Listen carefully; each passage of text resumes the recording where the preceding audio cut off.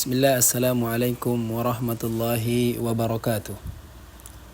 Alhamdulillah, alhamdulillahi hamdan kathiran tayyiban mubarakan fih, kama yuhibbu rabbuna wa yardah. Ashhadu an la ilaha illallah wahdahu la sharika lah, wa ashhadu anna Muhammadan abduhu wa rasuluh, alladhi ballagha ar-risalah wa adda al-amanah wa nasaha al-ummah wa jahada fillahi haqqa jihadi wa tarakna ala mahajjatil bayda layluha kanahariha la yazighu anha illa halik. Amma ba'd. Jamaah yang dirahmati oleh Allah Subhanahu wa ta'ala, pertama-tama kita bersyukur kepada Allah Subhanahu wa ta'ala atas rahmat dan karunia-Nya. Kita bisa melaksanakan ibadah puasa ini dengan baik, dan juga kita bersyukur pada Allah Subhanahu wa ta'ala. Allah Subhanahu wa ta'ala masih memudahkan kita untuk melaksanakan ibadah-ibadah di bulan Ramadan dengan baik. Salawat dan salam kita haturkan kepada uswah teladan kita, Nabi Muhammad sallallahu alaihi wasallam. Kita berharap kalau kita mendapatkan syafaatnya, dan ciri orang yang mendapatkan syafaat Nabi sallallahu alaihi wasallam adalah mereka yang ingin selalu mencontoh Nabi sallallahu alaihi wasallam. Mereka yang menjadikan Nabi sallallahu alaihi wasallam sebagai panutan, uswah, teladan. Karena mereka tahu itu perintah dari Allah Subhanahu wa ta'ala.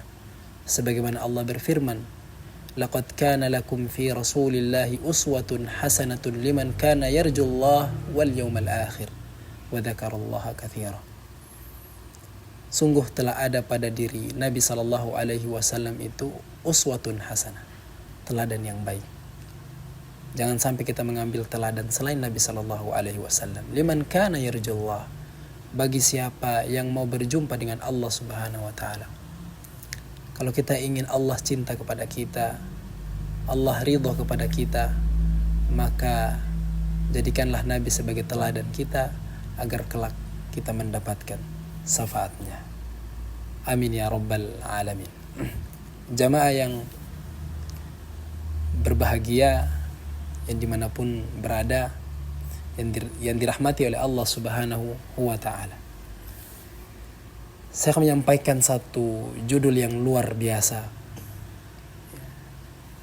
yang mana kita sebagai seorang muslim wajib tahu, karena kebanyakan kita menganggap satu amalan ini amalan yang remeh, amalan yang mudah, padahal di hadapan Allah Subhanahu wa ta'ala adalah amalan yang besar, amalan yang mengantarkan kita kepada kebaikan-kebaikan di dunia maupun di akhirat. Saya akan menyampaikan yang berjudul Dahsyat Istighfar di waktu sahar. Dahsyat istighfar di waktu sahar. Jamaah yang dirahmati oleh Allah Subhanahu wa ta'ala, Al-Quranul Karim juga memotret aktivitas sebelum waktu subuh.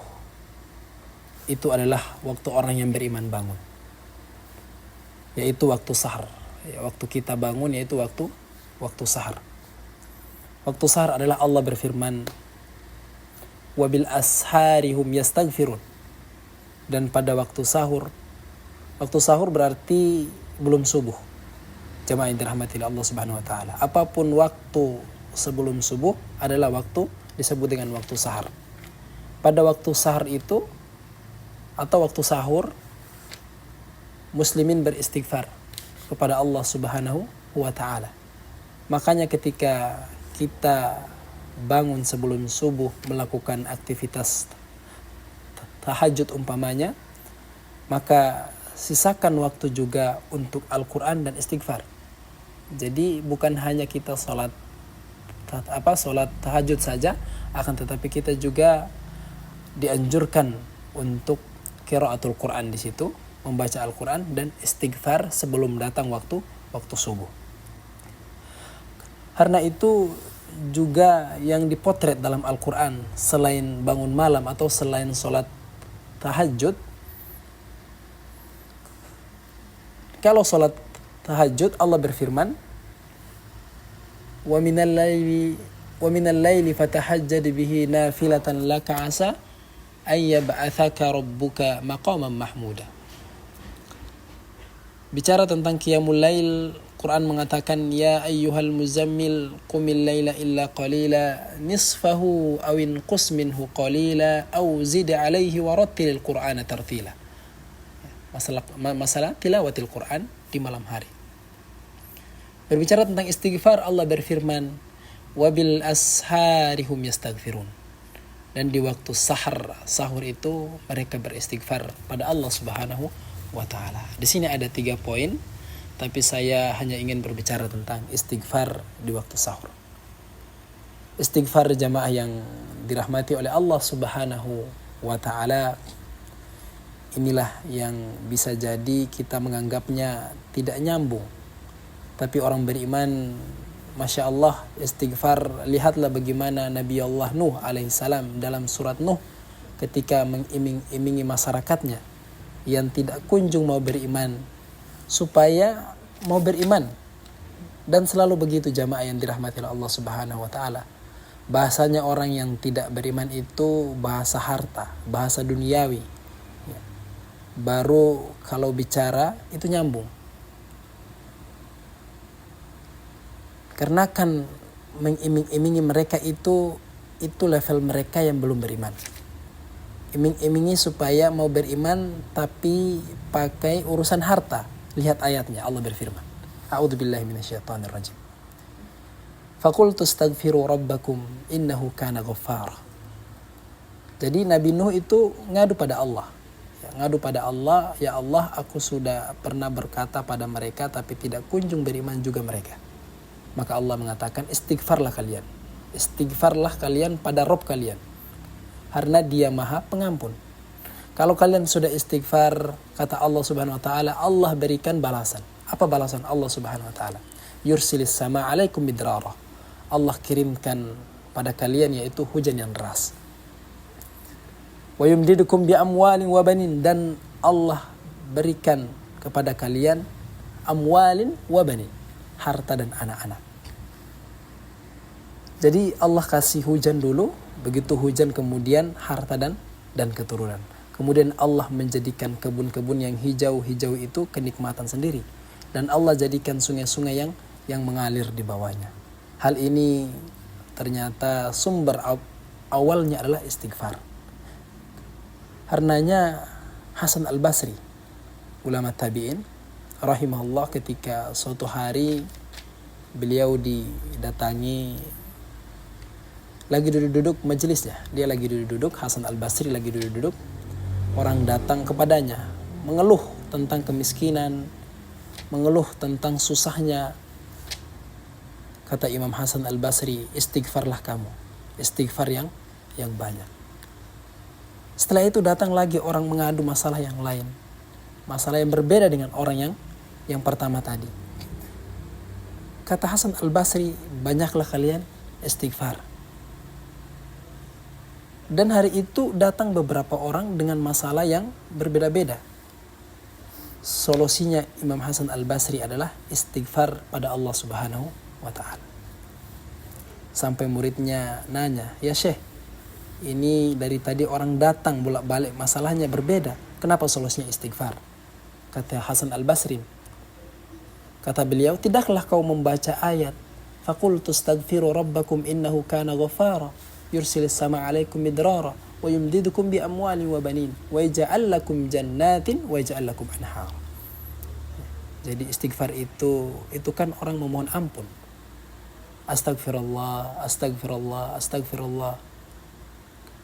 Karena mohon ampun pada Allah Subhanahu wa taala ternyata efek itu sampai pada urusan fisik. Kan urusan hujan itu kan urusan fisik. Itulah mengapa kalau kita tidak kunjung hujan atau paceklik, kita disyariatkan untuk sholat istisqa, bukan? Salat istisqa, salat minta hujan itu kan itu disunnahkan untuk orang datang menggunakan pakaian yang sangat amat sederhana. Itu salah satu sunnahnya. Salah satu sunnahnya kita dianjurkan untuk ketika datang menghadiri salat istisqa itu datang dengan kesederhanaan. Tidak menyombongkan diri. Kalau kita datang dengan sombong kepada Allah Subhanahu wa ta'ala, menyombongkan diri dalam hati kita, maka Allah tidak akan turunkan hujan kepada kita. Pakai pakaian yang kelihatannya mahal tidak diperbolehkan. Justru harus menunjukkan kesederhanaannya, datang dengan tawadhu', merendah, merasa hina di hadapan Allah Subhanahu wa ta'ala, adalah untuk mengingatkan dosa, memohon pada Allah dengan hati yang rendah. Maka ketika khutbah salat istisqa itu, khutbahnya di dalamnya diingatkan dosa, apa dosa yang telah kita lakukan. Karena salah satu tidak diturunkan hujan oleh Allah Subhanahu wa ta'ala itu karena perilaku manusia. Karena banyak mereka berbuat dosa, banyak berbuat maksiat kepada Allah Subhanahu wa ta'ala, maka kita dianjurkan untuk beristighfar kepada Allah Subhanahu wa ta'ala. Dan istighfar yang paling terbaik, waktu yang terbaik di hadapan Allah Subhanahu wa ta'ala yaitu waktu sahur, waktu sahur. Maka di bulan Ramadan ini kita bangun sebelum subuh untuk melaksanakan sunnah Nabi sallallahu alaihi wasallam, yaitu makan sahur. Sebelumnya kita dianjurkan untuk memperbanyak istighfar di waktu itu, karena istighfar di waktu itu istighfar yang paling dianjurkan oleh Allah Subhanahu wa ta'ala, yang besar pahalanya di hadapan Allah Subhanahu wa ta'ala. Jamaah yang dirahmati oleh Allah Subhanahu wa ta'ala, apa yang kita lakukan di pagi hari berupa istighfar tadi itu berhubungan erat dengan rezeki kita. Jadi apapun masalah kita, harta kita, masalah apapun yang kita hadapi itu kuncinya, kata Allah Subhanahu wa ta'ala, wabil ashari hum yastaghfirun. Di waktu sahurlah kalian beristighfar. Mudah-mudahan kita dimudahkan urusan kita dan kita mudah melaksanakan bulan Ramadan ini, dan kita keluar dari bulan Ramadan ini menjadi orang-orang yang bertakwa kepada Allah Subhanahu wa ta'ala.